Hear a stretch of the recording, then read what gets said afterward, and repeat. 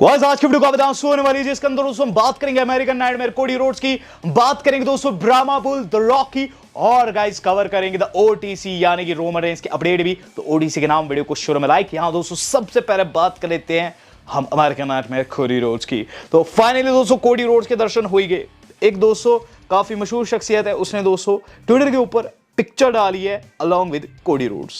यहां दोस्तों आप देख सकते हैं कोडी रोड्स इस व्यक्ति के साथ खड़े हुए हैं जिसका नाम जर्मी करके बताया जा रहा है। और गाइस अगर आप देखेंगे तो कोडी रोड्स ने इस बारी डार्क कलर पहन रखे हैं।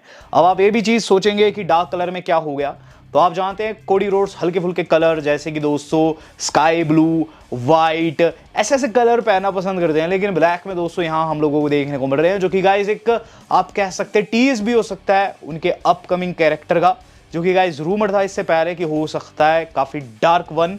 और ऐसे में दोस्तों हम रख के चलते हैं कि जल्द हम लोगों को कोडी रोड्स कंपनी में वापस आते हुए भी नजर आएंगे, क्योंकि दोस्तों अगली स्मैकडाउन के लिए उन्हें एडवर्टाइज कर दिया गया है। यस गाइस, अगली स्मैकडाउन जो है ग्रीन्सबोरो से होने वाली है लाइव, और 26 मई की स्मैकडाउन के अंदर दोस्तों कोडी रोड्स को भी एडवर्टाइज किया जा रहा है। मैं नहीं जानता दोस्तों कोडी रोड्स वहां आएंगे या फिर नहीं, क्योंकि इससे पहले भी कोडी को कई जगह एडवर्टाइज किया था जहां वो नहीं आए थे। वहां रख के चलिए कि 50-50 चांस है अमेरिकन नाइटमेयर की वापसी का। बात करी जाए दोस्तों आज की अपनी वेरी नेक्स्ट अपडेट की, तो इससे अगली न्यूज आज की हमारी जुड़ी हुई है, वो जुड़ी हुई है दोस्तों विंसेंट केनेडी मैकमैन से। तो गाइस हाल फिलहाल में विंसेंट केनेडी मैकमैन के हॉल ऑफ फेम को लेकर काफी बातचीत चल रही है, और गाइस इसी बीच जॉन सीना का भी रिएक्शन आ चुका है विंस मैकमैन के ऊपर, मिस्टर मैकमैन के ऊपर। तो जॉन सीना ने दोस्तों अभी से कुछ हफ्ते पहले एक स्टेटमेंट दी थी जिसके अंदर वो कहते थे कि I love Vince McMahon no matter what, उसने कुछ भी किया हो, ही स्टिल लव्स मैकमैन। ये चीज उन्होंने साफ साफ मीडिया में कही थी, जिसके बाद से लेकर दोस्तों जॉन सीना को काफी हेट मिल रही थी, और लोग कह रहे थे कि जॉन सीना अपने हील कैरेक्टर को काफी ज्यादा सीरियस ले चुके हैं। लेकिन इस पर दोस्तों सीना क्या जवाब देते हैं जब उनसे कल यूएस वीकली पूछता है, तो सीना कहते हैं कि उन्हें फर्क नहीं पड़ता कि लोग क्या सोच रहे हैं उनके ओपिनियन के ऊपर। हाँ, वो लोगों के ओपिनियन की कदर तो करते हैं, लेकिन वो अपने इमोशंस को सामने रखें जो कि वो विंस के लिए फील करते हैं। तो ऐसे में दोस्तों सीना ने साफ साफ कर दिया है कि जैसे वो गोट है वैसे ही विंस मैकमैन भी रेसलिंग के गोट है। और ऐसे में जो ये रूमर्स आ रहे हैं कि जल्द दोस्तों हम लोगों को Vince McMahon hall of fame में देखने को मिल सकते हैं, बहुत से एक्सपर्ट्स ऐसी चीज़ें कह रहे हैं। तो यहाँ दोस्तों मैं भी ये चीज़ कहूँगा कि विंस ने जो कुछ भी किया पर्सनल लाइफ में वो पर्सनल है उनका, लेकिन डब्ल्यूडब्ल्यूई को उन्होंने बहुत कुछ दिया है और वो डिजर्व भी करते हैं। मैं जॉन सीना की बात से सहमत हूँ। बात करूंगा दोस्तों इससे अगले न्यूज जो आज की हमारी जुड़ी हुई है, वो जुड़े हुए है दोस्तों एक ऐसे शख्स से जो कि गाइस जल्द हम लोगों को देखने को मिल सकता है, नाम है बिल गोल्डबर्ग। तो गोल्डबर्ग पर दोस्तों एक रूमर तेज हो रहा है। तो आप जानते हैं अगली मंथ दोस्तों हम लोगों को एक मंडे नाइट रॉ के एपिसोड में मैच देखने को मिलने वाला है जयन गंधर के मध्य। ये दोस्तों बताया जा रहा है कि 9 तारीख को होने वाला है, अगर मैं गलत नहीं हूं तो 9 जून को दोस्तों ये फाइट हम लोगों को देखने को मिलेगी। एंड आउट ऑफ नोवेयर दोस्तों इस आप कह सकते हैं बाउट को फिक्स किया है डब्ल्यूडब्ल्यूई वालों ने, क्योंकि इसे कराया जा सकता था नाइट ऑफ चैंपियंस में, मनी इन द बैंक में, हेल इसे समर स्लैम तक भी ले जाया जा सकता था। बट रॉ के एक एपिसोड में वर्ल्ड हेवीवेट टाइटल दाव पर रखना, वो भी दोस्तों जे उसो का मैच, गाइस कहीं ना कहीं दाल में कुछ काला है। और ऐसे में रूमर तेज हो चुके हैं कि हो सकता है आपको वहां गोल्डबर्ग देखने को मिले, जस्ट बिकॉज गोल्डबर्ग अगर वहां फाइट देते हैं, गोल्डबर्ग दोस्तों अगर वहां कंपीट करते हैं या फिर कह लीजिए दोस्तों इंटरफेरेंस करते हैं, बेसिकली इंटरफेरेंस करते हैं उस मैच के अंदर जो कि होने वाला है गंधर और जे के बीच में, तो गाइस उनकी फाइट हो सकती है नाइट ऑफ चैंपियंस में, जो कि रियाद सऊदी अरेबिया से लाइव रहने वाला है 28 जून को है दोस्तों। तो ऐसे में आप रख के चलिए दोस्तों जो जितने भी दिन का गैप है शायद से डब्ल्यू वाले भुनाना चाहते एक दूसरे ही मैच को, चूंकि गोल्डबर्ग सऊदी में काफी ज्यादा पसंद भी किए जाते हैं। तो गाइस हो सकता है कि गाइस गोल्डबर्ग समय से पहले ही हम लोगों को वहां देखने को मिल जाए। हालांकि मैं रख के चल रहा था कि समर स्लैम के आसपास आएंगे, तो यहाँ चांसेस बन चुके हैं उस मंडे नाइट रॉ के एपिसोड में गोल्डबर्ग की वापसी के, जो कि अगले मंथ 9 तारीख को होने वाला है। इसी बीच दोस्तों एक डब्ल्यूडब्ल्यूई सुपरस्टार ने साबू को श्रद्धांजलि दे दी है। तो कल मंडे नाइट रॉ में साबू को डब्ल्यू वालों ने भी श्रद्धांजलि दी थी, जहां दोस्तों उन्होंने उनका स्लाइड शो चलाया था। सीएम पंक ने भी एंट्री पर साबू के जैसे दोस्तों वहां एक्ट किया था, साबू जैसे दोस्तों टॉन्ट करते थे वैसे उन्होंने भी किया था। बट यहाँ केरियन क्रॉस ने भी कुछ वैसे ही किया है। हाल फिलहाल में दोस्तों मेन इवेंट शो के दौरान केरियन क्रॉस की एक फाइट थी, शायद से फाइट क्रॉस ने जीत ली है, और इसी बीच दोस्तों उन्होंने वहाँ साबू को श्रद्धांजलि देते हुए उनका जो सिग्नेचर स्टाइल रहता है वो टॉन्ट किया है। और हम भी दोस्तों साबू को यही चीज़ कहेंगे, रेस्ट इन पीस। साबू काफ़ी अच्छे सुपरस्टार थे, ECW लेजेंड थे, और ऐसे में दोस्तों उनकी डेथ हुई है 60 साल की एज में दोस्तों। लड़ते लड़ते दुनिया को विदा कर गए। एक हफ्ते पहले ही दोस्तों उन्होंने मैच लड़ा था आउटसाइड ऑफ WWE, और अभी से 2 दिन पहले उनकी डेथ हो गई थी। तो हम भी रेस्ट इन पीस साबू कहेंगे। बात करेंगे दोस्तों उस सिनारियो की जो कि काफ़ी एक्सट्रीम हो रखा है इस मोमेंट पर। तो आप जानते हैं दोस्तों जेकब फाटू के सामने एक नया मॉन्स्टर आ खड़ा हुआ है।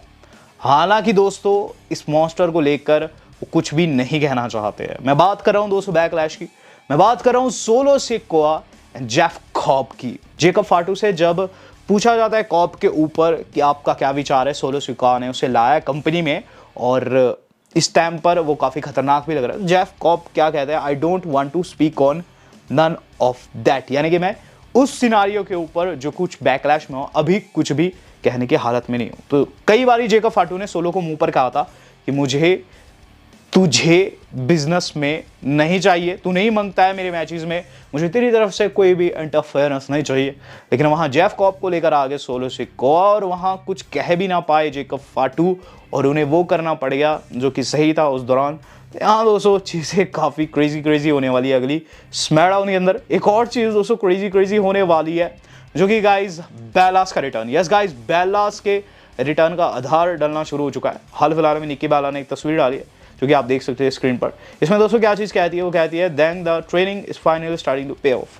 बेसिकली दोस्तों दिखा रही है कि उनकी जो बहन है ब्री बेला, उनके डोले शोले बन रखे हैं और जो ट्रेनिंग कर रही है आप जानते हैं दोस्तों किसके लिए कर रही है। रूमर्स है कि जल्द हम लोगों को वुमेन्स का प्रीमियम लाइव इवेंट एवोल्यूशन देखने को मिलेगा, एवोल्यूशन पार्ट 2। तो वहाँ दोस्तों हो सकता है हम लोगों को बेलास की वापसी देखने को मिले। अगर ऐसा होता है तो बेस्ट फॉर बिजनेस रहेगा। जॉन सीना भी लौट आए हैं, निकी बेला भी लौट आई है, ऐसा लगता है हम समय में वापस जा चुके हैं। बात कर रहे जाए दोस्तों इससे अगली बड़ी अपडेट की। तो इससे अगली न्यूज़ जो आज की हमारी जुड़ी हुई है वो जुड़ी हुई है दोस्तों एक ऐसे सुपरस्टार से जो कि जल्द हमें कंपनी में देखने को मिलेगा। नाम है जो हेनरी। तो जो हेनरी के बारे में मुझे बताने की बिल्कुल भी जरूरत नहीं, आप लोगों ने रेसलमेनिया देखी थी, वहाँ ये आए थे, TNA वर्ल्ड चैंपियन है। तो जो हेनरी ने कंफर्म कर दिया दोस्तों बीते कल कि वो अपने कॉन्ट्रैक्ट के आखिरी साल में है TNA के साथ। तो TNA के साथ जो उनका कॉन्ट्रैक्ट है उसका ये लास्ट ईयर है। अब मैं ऐसा क्यों कह रहा हूं कि WWE में आने वाले हैं, क्योंकि अगर आपको पता होगा अभी से कुछ दिन पहले एक बंदा रेसलमेनिया के बाद से लेकर काफ़ी ज़्यादा चर्चा में था, वो है जो हेनरी। रीज़न क्या था कि सबसे ज़्यादा टी-शर्ट जो हेनरी की ही बिक्री थी, और रेसलमेनिया वाली जो पहन कर आ रखे थे। तो WWE वालों के लिए दोस्तों काफ़ी फ़ायदा का सौदा है हेनरी, और ऐसे में एक मोटा कॉन्ट्रैक्ट उनके सामने रखा जाएगा जैसे TNA वाला ख़त्म होता है। तो जो हेनरी हमें जल्द WWE में देखने को मिलेंगे। बात कर ली जाए दोस्तों आज अपनी सेकंड लास्ट अपडेट की। सेकंड लास्ट अपडेट जो आज की बारी जुड़ी हुई है वो जुड़ी हुई है दोस्तों हमारे अपने OTC रोमन रेंस से। तो गाइस रोमन रेंस की तारीफ की है किसने, लोगन पॉल है। लोगन पॉल हाल फिलहाल में अपने शो पर क्या चीज कहते हैं कि इंपल्सिव टीवी पर बहुत बड़े बड़े स्टार आए हैं, लेकिन अगर पूछा जाए सबसे तगड़ी ऑरा किसकी थी तो वो कहते हैं रोमन रेंस की थी।